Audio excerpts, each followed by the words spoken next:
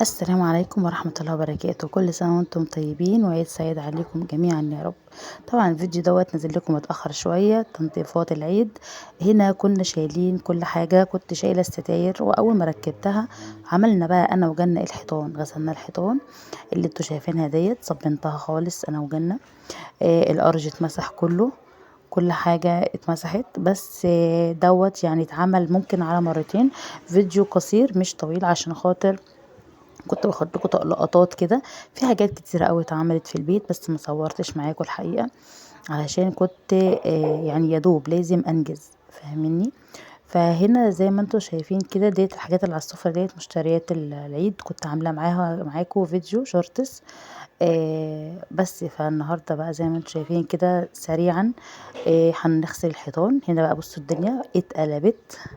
هنا بقى كنا بنغسل الحيطان، واللهم صل على النبي.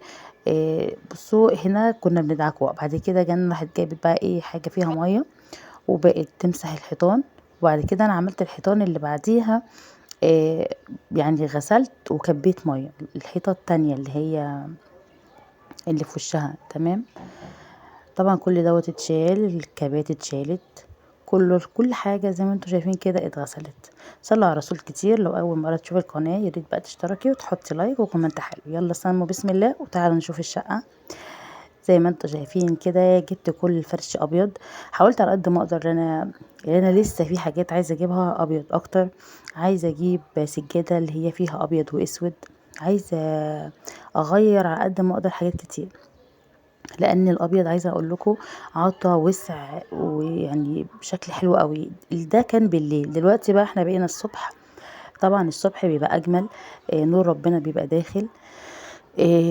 بتبقى الشقه طبعا متهويه بقى والشمس داخله وطاقه ايجابيه مع المعطر مع البخور.